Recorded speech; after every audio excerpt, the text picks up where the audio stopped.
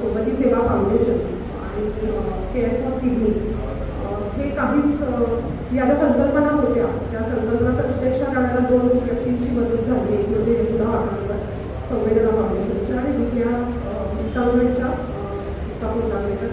तर ते इथे आलेले आहेत, त्यांनी स्वागत करते सगळ्यांच्या वतीने. काही विनंती करते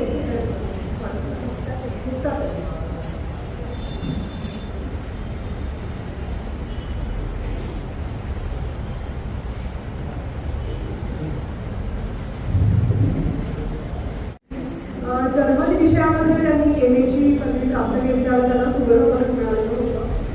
जर्मन भाषेत बरंचसं काम केल्यानंतर त्या अंमलाकडे वळल्या आणि एका पब्लिशिंगतर्फे त्यांचे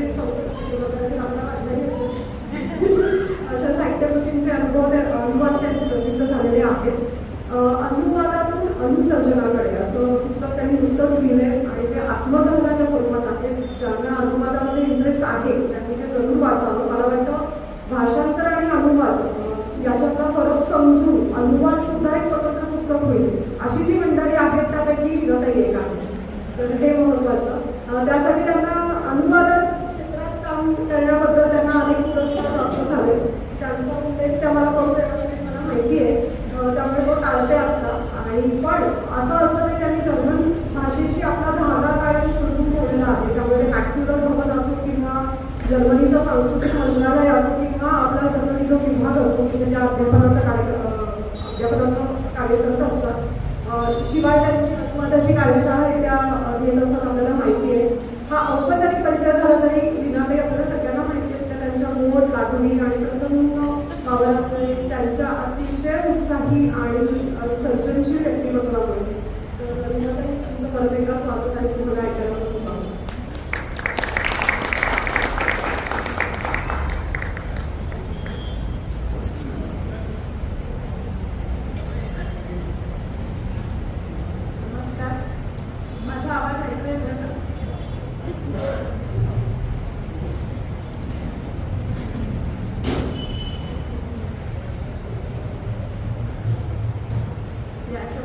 मान्यवर शेखर सर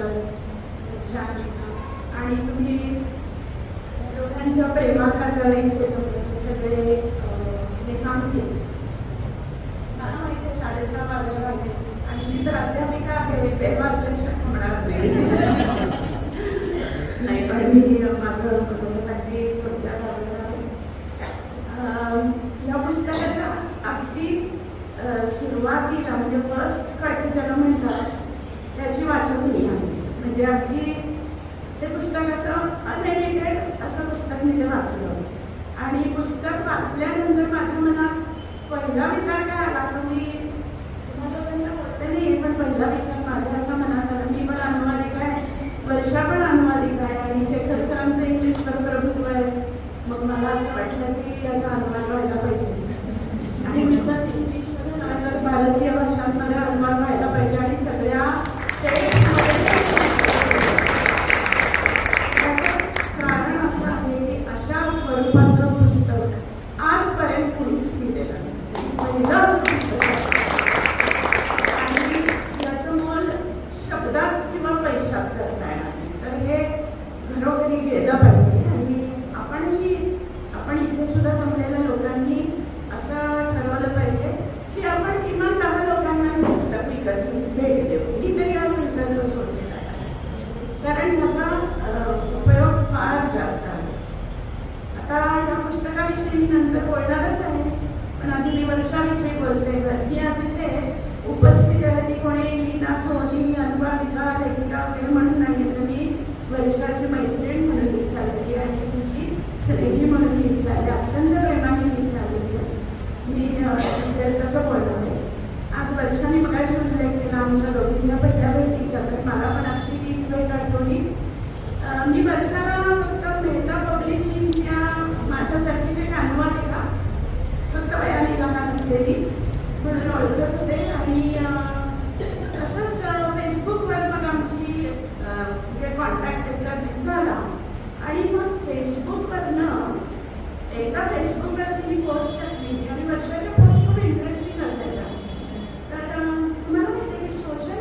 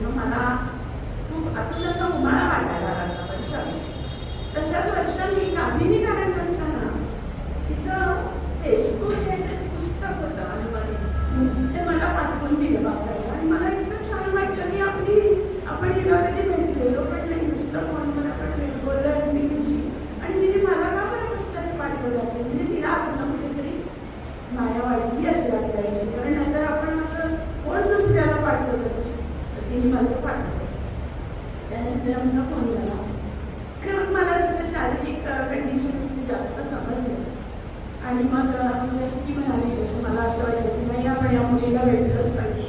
आणि मी नुसती एकटी गेले असं नाही तर माझ्या एका अत्यंत जवळच्या मैत्रिणीला पण हप्त्याने वर्षाने घेऊन गेले. आणि त्याच्यानंतर जितकी माझी आणि वर्षाची जवळीक झाली तितकीच माझ्या त्या मैत्रिणीची आणि तिची इंडिपेंडेंटली मैत्री झाली. आणि मला आज खूप छान वाटते की ती दोघं माझ्या आयुष्यात आहेत. माझ्या आयुष्यात अशी कमी लोक आहेत की ज्यांच्याविषयी मला अभिमान वाटतो आणि त्यातलं हे लोक जण आहेत. आता आपण पुस्तकाविषयी थोडंसं बोलूया.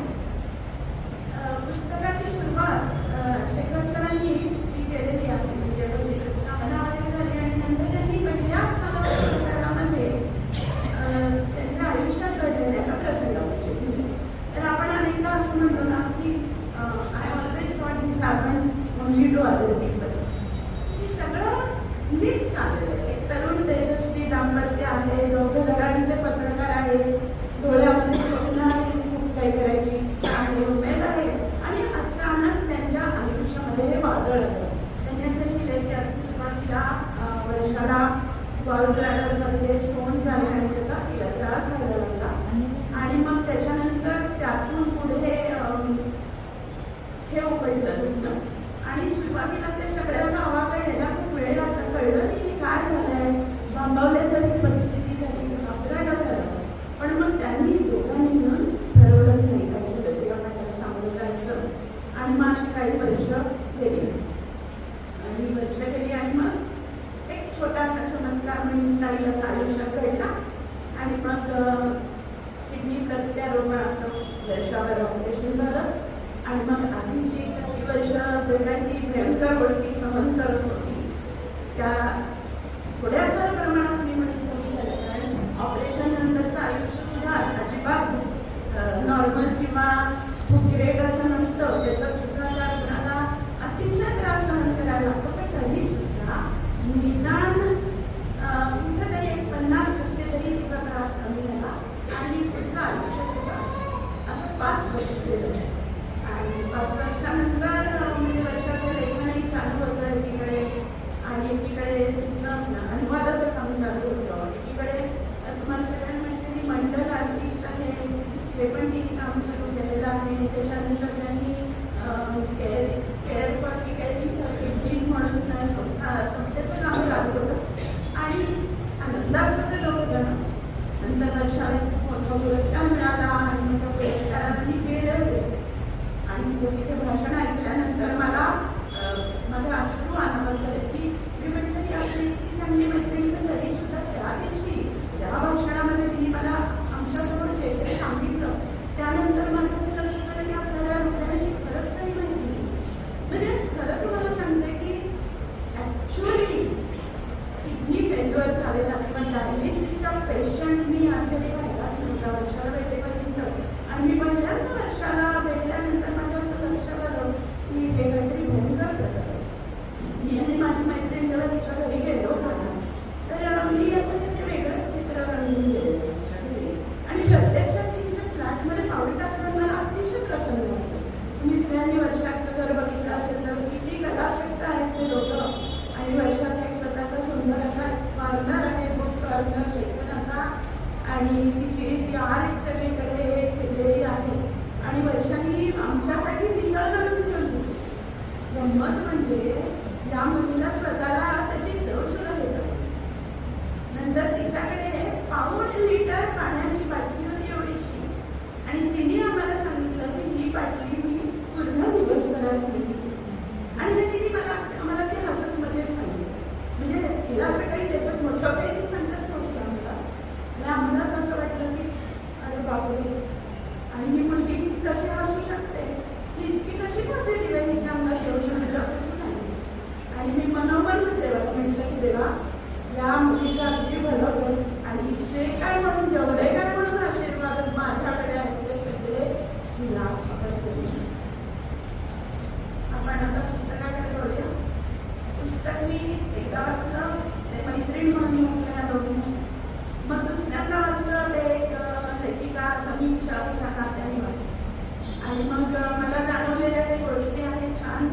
त्यांनी मला सांगितलं पुस्तकाचं, तर आत्ता मी ते बघितलं तर जमलं पुस्तक खूप देखणं आहे ते, आणि त्याच्यावरती तुम्ही पाहिलं असेल तर ते बोला आहे असा, आणि हे काळं सावट आहे, पण त्या काळ्या सावटातून वर एक उज्ज्वल असं वर्तुळ केलेलं आहे. तर मला वाटतं की आणि रंग पण दिला आहे खूप छान रंग आहे, आणि इतरांच्या कठीण काळात त्यांची सावली म्हणाले सोडती ती पंचलाईन पण खूप सुंदर आहे याची.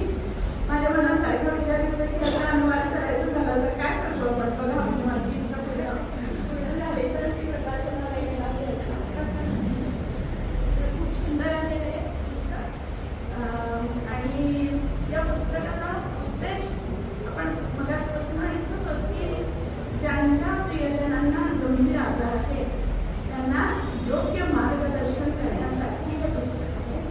आणि ते केवळ रुग्णांना मार्गदर्शन करण्यासाठी तर त्या रुग्णाच्या आसपासच्या माणसांना त्याच्या सहवासात येतात, ज्यांच्यावर त्यांचं आयुष्य अवलंबून त्या लोकांना मार्गदर्शन करण्यासाठी हे पुस्तक. तर पुस्तक वाचल्यानंतर मला आठवत नाही की मी माझ्या घरी होते, पण पुस्तक वाचल्यावर माझ्या मनात एक विचार आला की आपण सगळे जर विमान प्रवास करत असतो तर विमान प्रवास करताना विमान सुरू व्हायच्या आधी तिची परिचारिका असते ती आपल्यापुढे येऊन आपल्याला काही मार्गदर्शक अशा टिप्स देते की आपण तिच्या काळामध्ये काय करावं अशा टिप्स आपल्याला ते देते. बरेच आपण लक्ष पण देत नाही त्याच्याकडे, खूप वेळा विमान प्रवास केला असतो तर. पण याच्यात एक टीप ती खूप महत्त्वाची देते की म्हणजे संकट काळामध्ये ऑक्सिजनचे मास्क तुमच्या खाली पाहिजे, आणि तेव्हा इतरांना सहाय्यता करण्याआधी तो मास्क तुम्ही स्वतःला लावायचा. तर हे पुस्तक हे तसं म्हणजे असं आहे की तुम्ही जर एखाद्या तुमच्या प्रियजनाची काळजी घेणार असाल आणि त्याला त्याच्या सोबतीने तुम्ही पुढे वाटचाल करणार असाल तर आधी तुम्ही तुमची काळजी घ्यायला पाहिजे, तरच तुम्ही त्याची काळजी घ्यायला सक्षम होता. म्हणून हे पुस्तक म्हणजे एक प्रकारे ऑक्सिजनचा मास्कच आहे.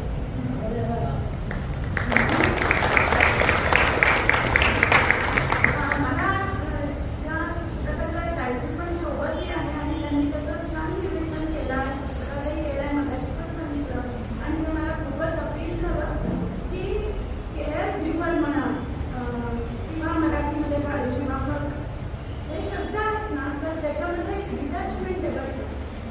म्हणजे केअर गिव्हर हा पेड पर्सन घेतो ना, काळजी वाहक जो असतो तुम्ही कोणीतरी वेगवेगळी बाई असते, रुग्ण असतो, आणि मग तुम्ही 8-8 तासाची ड्युटी लावून बाहेरच्या एखाद्या संस्थेतनं बाई आणता, तिला आपण काळजी वाहक म्हणू शकतो. कारण तिचं लक्ष घड्याळाकडे असतं की 7 वाजले की मला जायचं आहे, मला आणण्याआधी काय काय करायचं आहे, याला सलाईन लावायचं का, याची साफसफाई करायची का, तर या माणसाला आपण केअर गिव्हर म्हणू शकतो, काळजी वाहक म्हणू शकतो. पण हे पुस्तक हे सोबत्यासाठी आहे. सोबती म्हणजे कंपॅनियन तुमचा, जो तुमच्या सोबत वाटचाल करणार आहे रुग्णाच्या सोबत. मला खरं तर असं वाटतंय शेखर सर, तुम्ही हा जो सोबती शब्द जसा वापरला ना तसा रुग्ण याला सुद्धा खूप छान शब्द आहे तुमच्या वेळेला. म्हणजे आपण रुग्ण नाही म्हणायचं, आपण असं काहीतरी शब्द आपण शोधून काढूया की रुग्ण शब्द पेशंट हा शब्द नाही वापरला.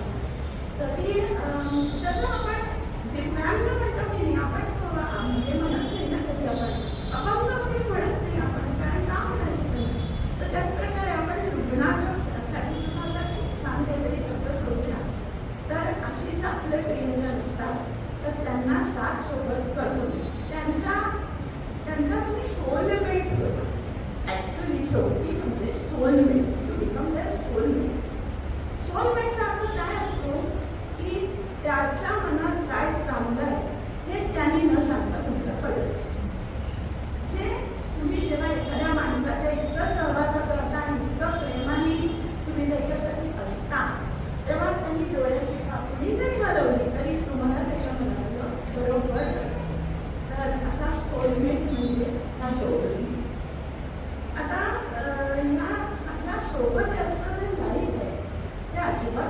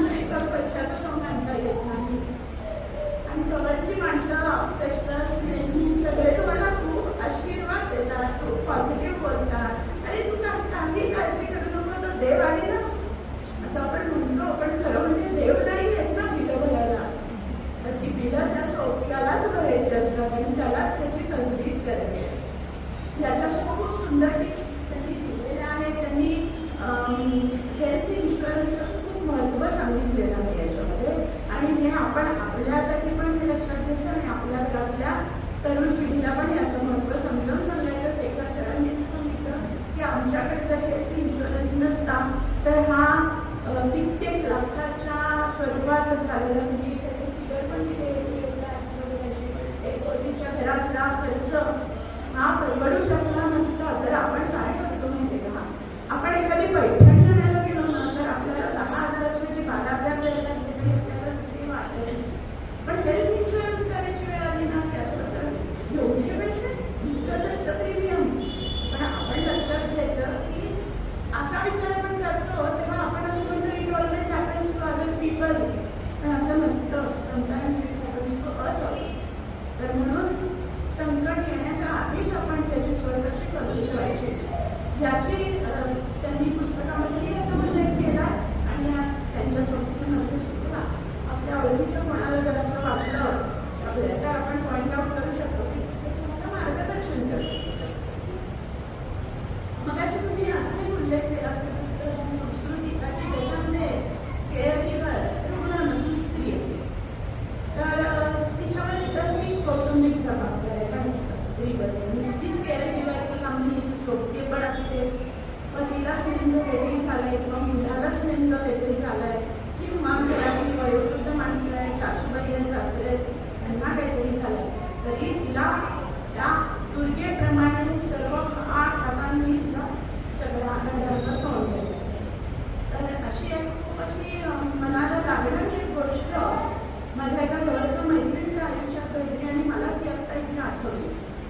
मी खूप वर्षांपूर्वी जेव्हा कोल्हापूरला होते तेव्हा आम्ही एका सामाजिक संस्थेमध्ये आम्ही मैत्रिणी काम करायचो आणि ती त्या वर्षी प्रेसिडेंट होती आणि तिने वर्षभर छान काम केलं होतं. पण शेवटचे 2-3 महिने झाले आणि तिच्या सासूबाईंना कॅन्सर डिटेक्ट झाला आणि बघता बघता त्यांची प्रकृती खालावली. त्यांची 2 ऑपरेशन्स वगैरे झाली. वयही खूप मोठं होतं आणि मग हिच्यावरच घरात गृहिणी म्हणून हिच्यावर सगळी जबाबदारी पडली. कारण मुलं आणि पती सगळेच बिझी आपापल्या कामामध्ये त्यामुळे सगळी जबाबदारी हिच्यावर होती. आणि मग वर्ष संपल्यानंतर आमची परगावी कुठेतरी नाशिकला वगैरे अशी कॉन्फरन्स होती 3 दिवसाची आणि मी वर्षभर चांगलं काम केल्यामुळे तिला त्याच्यामध्ये पुरस्कार मिळणार होता. संपूर्ण महाराष्ट्रातून लोक तिथे येणार होती. खूप गौरवाचा प्रसंग आणि घरच्यांनी तिला सांगितलं नाही जायचं. म्हणजे तिने भीतीतच विचारलं की मी 2-3 दिवस जाऊ का.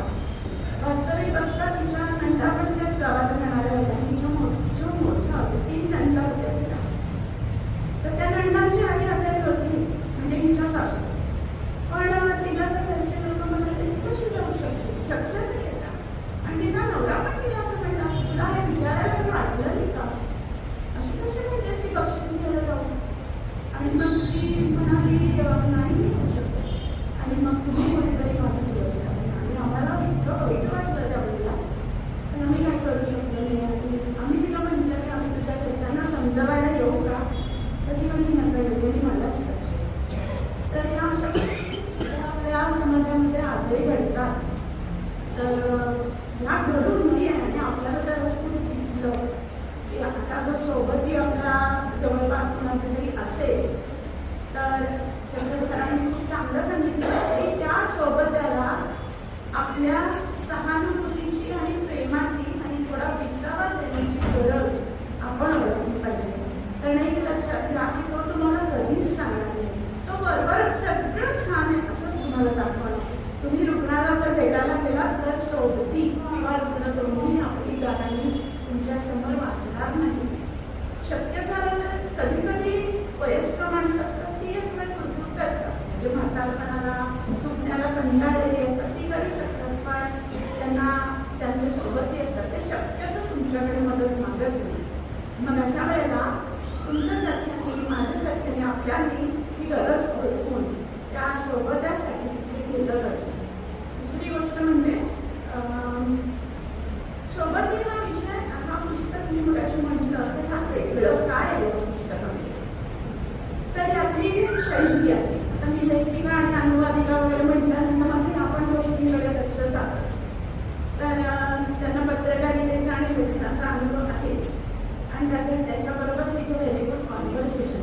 आणि मला वाटतं तुम्ही माहिती आहे मला तुम्ही शिक्षक आहात की होतात की नाही तुम्ही आहात शिक्षक हृदयातून शिक्षक आहे. याचं कारण असं की समोर असलेला माणूस आहे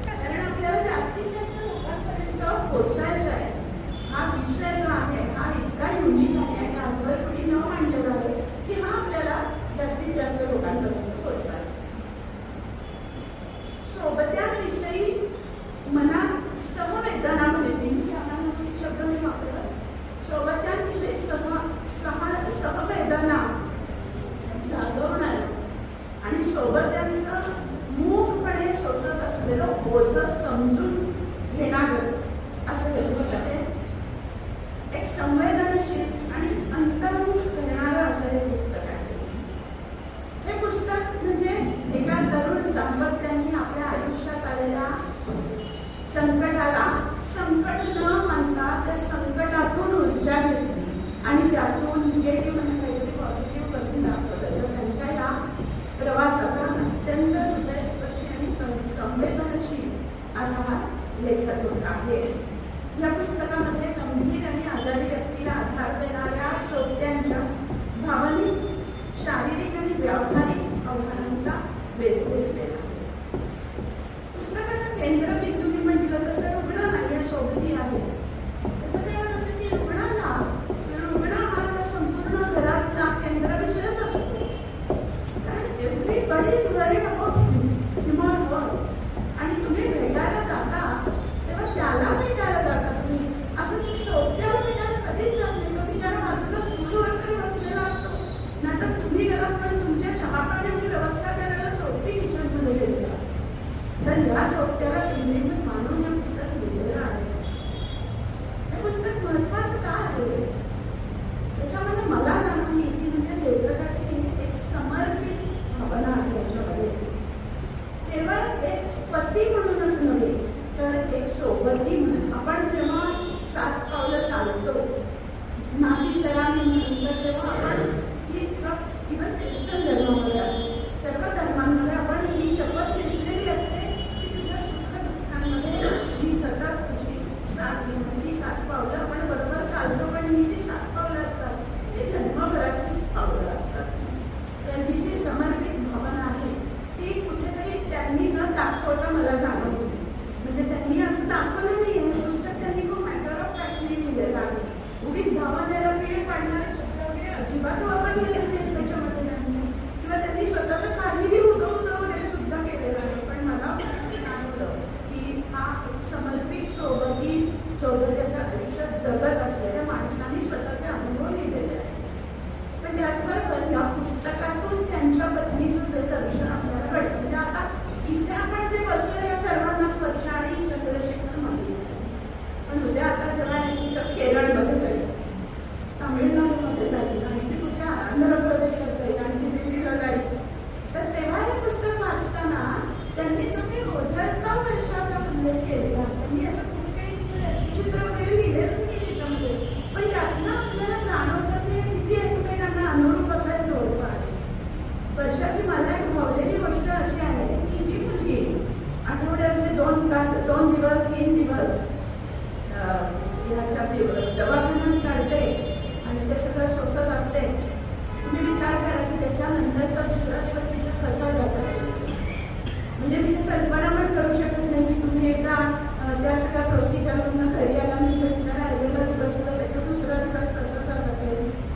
पण तो जो काही तिला वेळ मिळतो म्हणजे आठवड्यातले 3 किंवा 4च दिवस तिच्या हातात असतात. त्याचा आपण असं धरू की तो प्रोसिजरच्या नंतरचा जो दिवस असतो तो आणखी जरा वायात जातो. म्हणजे किती मोजके तास तिच्या हातात असतील. आणि त्याच्यात ही मुलगी काय काय करते. ती म्हणतात चित्रकार आहे, तुम्हाला सगळ्यांना माहिती आहे. तुम्ही जर फेसबुकवर तिची चित्र बघितली असतील तर. दुसरं म्हणजे त्या चित्रांमधनं तिला जे इन्कम मिळतात ते तिच्या फाउंडेशन केअरिंग फॉर किडनीसाठी त्या म्हणून ती ते काढते.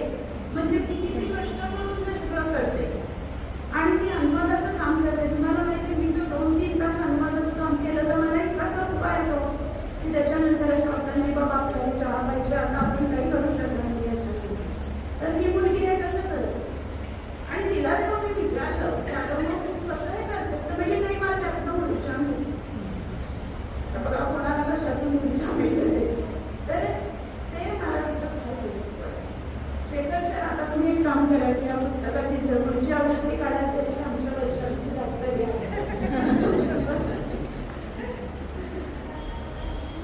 त्याच्यानंतर मी आता फरक पडणार माझा आहे लक्ष करायला.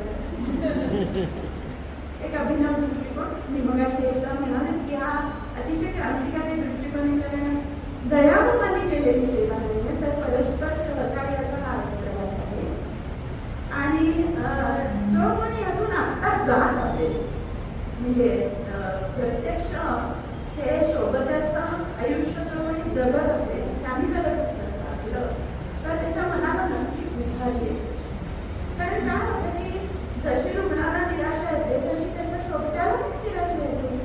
म्हणजे असं वाटतं काय असतं, आपल्या माणसाचं दुःख आपल्याला घेता येत नाही, पण ते बघणारे आणखी दुःखकारक असतं.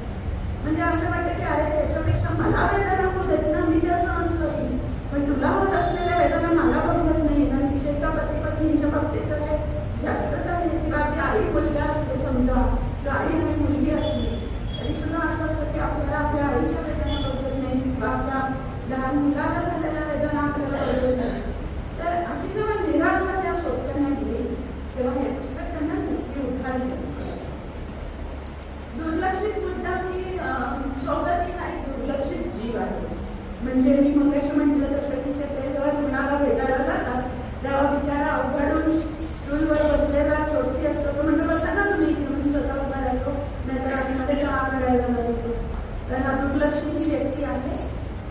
शेखर सरांनी सांगितलंय की तुम्हाला जेव्हा असं वाटेल की कुठेतरी पडून सोबत्याला कधीतरी असं वाटू शकतं, त्याच्या आयुष्यात पण असे निराशेचे क्षण येऊ शकतात, नाही बाबा फार झालं. अरे आपल्यासारख्या माणसाला जर पुकारा आहे आणि वीज दिली तर आपल्याला असं वाटतं कुठेतरी पडून जाऊ. किंवा आमच्यासारख्या ज्या गृहिणी असतात त्या म्हणतात मी आता कुठेतरी संन्यास घेऊन निघून जाणार, कंटाळा आला मला या सगळ्याचा. कसला कंटाळा येतो आपल्याला कोणामध्ये, मग त्या सोबत्याला सुद्धा येतच असेल ना कंटाळा. पण तो स्वतःच्या मनाशी मध्ये ऍडमिट करू शकत नाही, कारण त्याला मनात न कुठेतरी येत राहतं. अपराधीपणाची भावना वाटते की असं वाटतं की अरे बापरे, म्हणजे माझं या प्रियजन हे असं दुःख होतं आणि मला असं वाटतं मी पहिलं मी तर हातीकडे घरच्याकडे मला असं कसं वाटलं, आणि मग तो आपल्याला माफ करू शकत नाही. पण आपण स्वतःला माफ करायला शिकलं पाहिजे. म्हणजे त्या सोबत्यांनी हे लक्षात घ्यायला पाहिजे की आपण मशीन नाही, तर आपण माणूस आहे. आणि आपल्याला जर असं वाटलं तर ते नॅचरल आहे. आणि मग अशा वेळी काय करायचं, प्रेशर कुकरची वाफ खूप पडली की काय करतो आपण, काय बोलतो, तर शिट्टीवर येते आणि ती वाफ जाते आणि मग तो प्रेशर कुकर थोडा आणि मुसमुस करून शांत होतो. पण मनामध्ये जर अशी नैराश्याची वाफ कोंडली तर त्याच्यापासून प्रतिमा होऊ शकते. म्हणून आपण आपल्यासाठी थोडासा वेळ द्यायला पाहिजे सोबत्याने. आणि या सोबत्याचा जे स्नेही किंवा मित्र परिवार असेल त्यांनी सुद्धा त्याची थोडीशी काळजी घ्यायला पाहिजे. म्हणजे काळजी वाटपाची काळजी घ्यायला सुद्धा कोणीतरी माणसं पाहिजे. आणि ती माणसं एकच असेल असं नाही, 100 मित्र असतात. प्रत्येकाने वाटून काळजी घेतली तरी पण चालू शकतं. आपण असं पण म्हणू शकतो आम्ही एक दिवस डबा पाठवतो, आम्ही एक दिवस रात्रीचा झोपायला येतो, आपण एकत्र टीव्हीवर एखादा सिनेमा बघतो, आपण म्हणू शकतो. दुसरं म्हणजे त्यांनी त्याच्या शारीरिक स्वास्थ्यासाठी थोडा व्यायाम केला पाहिजे, ताज्या हवेमध्ये हिंडायला गेलं पाहिजे, स्वतःसाठी वेळ काढला पाहिजे. ह्या गोष्टी हे मुद्दे त्यांनी केलेले, हे मुद्दे दुर्लक्ष करण्यासाठी अतिशय महत्त्वाचे आहे. त्यांनी व्यावहारिक मार्गदर्शन खूप छान केलेलं आहे. आणि त्याचबरोबर त्यांनी आणखी अशा प्रकारचे जे आर्थिक किंवा कागदपत्रांच्या पूर्ततेविषयी त्यांनी लिहिलेलं याच्यामध्ये, तर ह्या स्वरूपाचं जे टेक्निकल मार्गदर्शन, व्यावहारिक मार्गदर्शन की जे आपल्यासाठी स्नेही सांगू शकत नाहीत. आपण काय म्हणू सगळं छान होईल बघ का आपली काळजी करू नको, पण प्रत्यक्ष नुसतं नाही ना म्हणून चालत. त्याला काही फॉर्म भरायला लागतात, आणखी काही नंबरी असतात. नंतर त्यांनी हॉस्पिटलमध्ये तातडीने तुम्हाला इमर्जन्सीत जावं लागलं तर त्याची तयारी घरी कशी करून ठेवावी.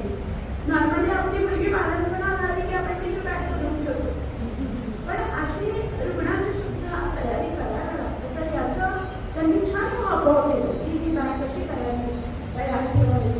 त्यावेळी तुमच्या अशी इमर्जन्सी येऊ शकते. पैशाच्या बाबतीत अशा इमर्जन्सी किती वेळेला आलेल्या, तर अशा वेळेला न घाबरता हातपाय मुलांनी कशी केलं तसं हातपाय गाळून चालत नाही. त्यावेळेला तुम्ही पण कसं उतरायचं याचं मार्गदर्शन त्यांनी वैयक्तिक संघर्षामध्ये जोडतं अजिबात अडकून पडलं नाही.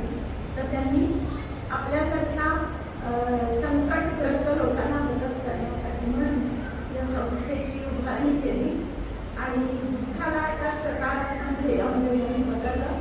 तर आपण सर्वांनी त्यांना या संस्थेच्या कार्यामध्ये भरघोस मदत